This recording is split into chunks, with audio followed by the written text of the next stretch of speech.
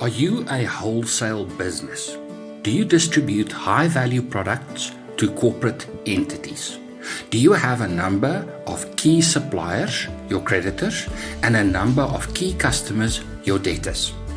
Is a lack of capital putting a brake on expanding your business? How would you like a situation where you know beforehand how much capital financiers will extend to you for each of your debtors, and at what cost? How will that improve your planning? What new opportunities will you be able to unlock with prospective customers? Invoice discounting may be the answer.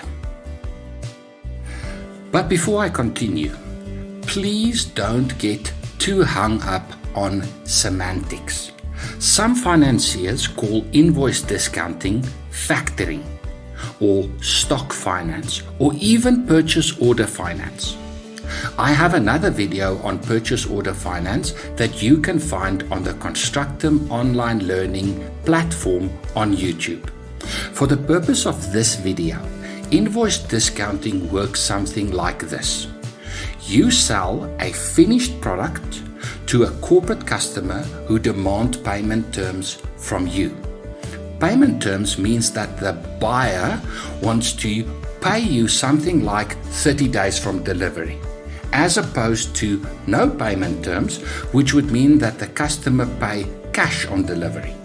You probably have a combination of customers where you can demand upfront payment from, and other large customers who demand payment terms from you. So customers demanding payment terms means that you have to wait for the payment from the customer. So, just to understand what I mean by a finished product. A finished product is already manufactured. You procure the product from a supplier and sell it onto a customer as is. No further assembly or manufacturing is needed. We'll get back to this in a minute. But things get more complicated because you have to procure the goods from a supplier who wants payment upfront. In other words, the supplier does not extend payment terms to you. This is a common situation for small businesses.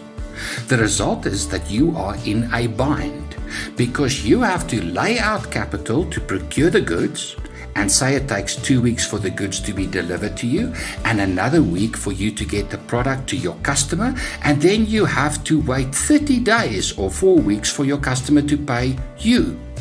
The total duration of the trade then amounts to 2 weeks plus 1 week plus 4 weeks equals 7 weeks.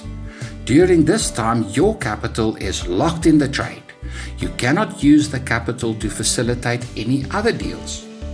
Up to this point, the transaction looks a lot like the transaction I described in the video on purchase order finance. But hold on, because things are about to change. Now, if you are a smart business person, you may be persuaded to accept the payment terms that your customer demands from you because of your assessment of the risks and rewards associated with this customer. You believe that this customer has the financial resources to pay you on the due date and that you are dealing with honest people. So the risk of the customer not paying is low. Over time, you may secure more deals from this customer. The customer becomes one of your debtors. At any one time, the customer may have one or more transactions in play with you. The customer develops a track record with you as a good payer. You may develop similar relationships with a core number of such customers, but your ability to grow sales depend on accessing capital to facilitate the trade. Corporate customers don't want to hear that you cannot procure the goods for them because of a lack of capital. You will lose those opportunities to bigger competitors, which is very frustrating indeed. Invoice discounting is a means of finance where the financier extends credit to you based on a number of key criteria.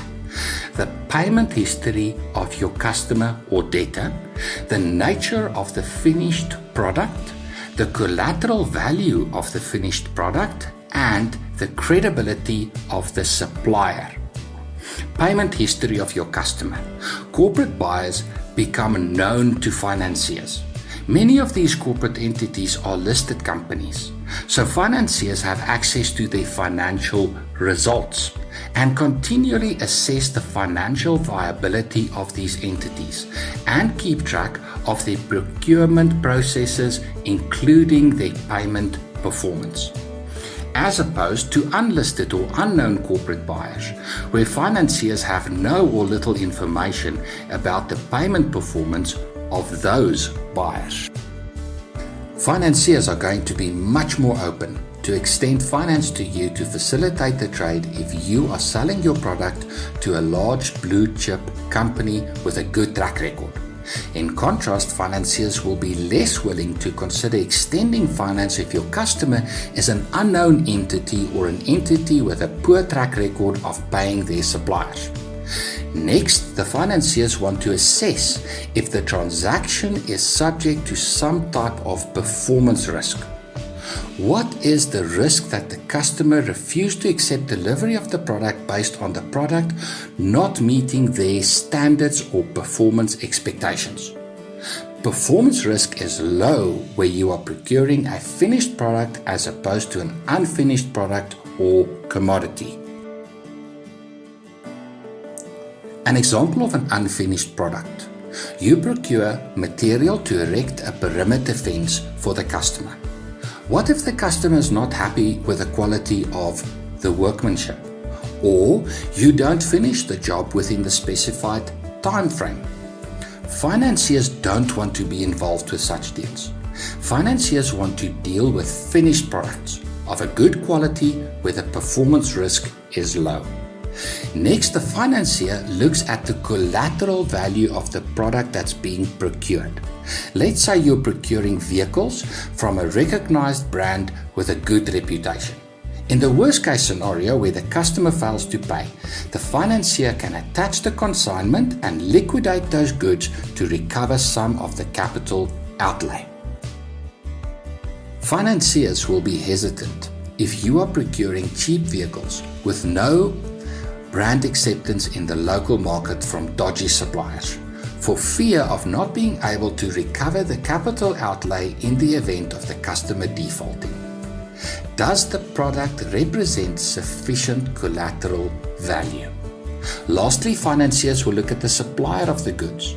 Do they have a good track record keeping their commitments? What is their reputation in the marketplace?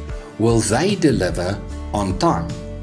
Financiers will be more willing to consider funding a trade where the supplier are known and preferably a listed entity as opposed to unknown entities from some far-flung locale. So let's say you deal with a finished product that you procure on behalf of a reputable buyer from a credible supplier. How will invoice discounting then work? You already know what it will cost you to procure the product because you are dealing with this every day. You know what additional costs you're going to have to incur. Now you secure a purchase order from your customer for, let's say, R500,000.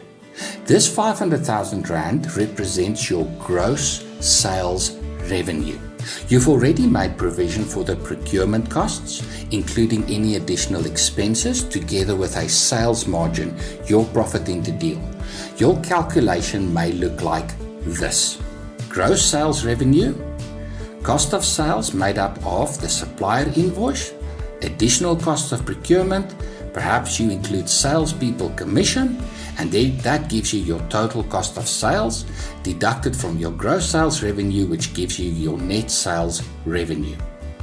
You need capital amounting to 365,000 Rand or 73% of the total purchase order value to facilitate the trade. Let's say that the total duration of the trade amounts to 42 days or 7 weeks. In summary, you need capital amounting to 365,000 Rand for 42 days. So now you approach the financier with a purchase order and request the financier to discount the purchase order to 73% of the value. The financier assesses the buyer, product and supplier and agrees to fund the transaction at a rate of, let's say, 3.5% per 30 days. So, since the duration of your trade amounts to 42 days, the finance cost will be calculated as follows. 3.5% times 42 over 30 equals 4.9%. 4.9% of the 365,000 Rand that you need amounts to 17,885 Rand. That is your total cost of finance. You have to adjust your original calculation to now include the cost of finance as reflected in the table below. Now in this example, I showed you a single transaction, very similar to purchase order funding. But financiers may provide you with an invoice discounting facility to accommodate multiple concurrent transactions. So let's say you have 5 regular buyers or debtors.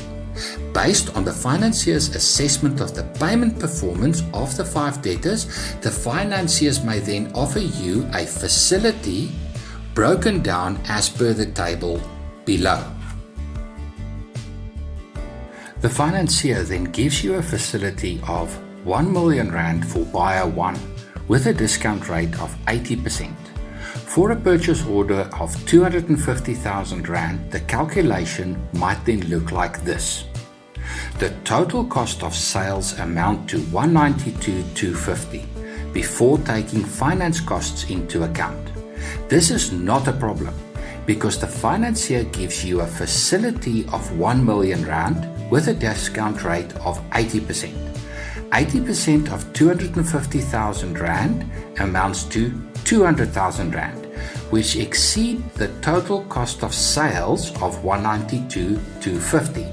So the financier will provide you with all the capital you need for the trade.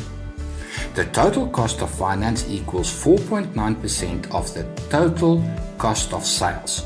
4.9% of 192,250 amounts to 9,420 Rand. With the finance cost, the calculation then looks like this. An invoice discounting facility gives you peace of mind, knowing how much capital the financier will provide you per debtor, the total overall amount and the maximum discount rate per debtor. And since you know the cost of finance as per the finance rate, you can calculate the cost per trade at the outset. Invoice discounting is a great way for you to unlock value and increase sales by targeting opportunities that has been unattainable for your business up to this point. For assistance, you may contact me directly at diondebrainconstructum@outlook.com. For more videos like this, please visit the Constructum online learning platform on YouTube. Thanks for watching and good luck with your business.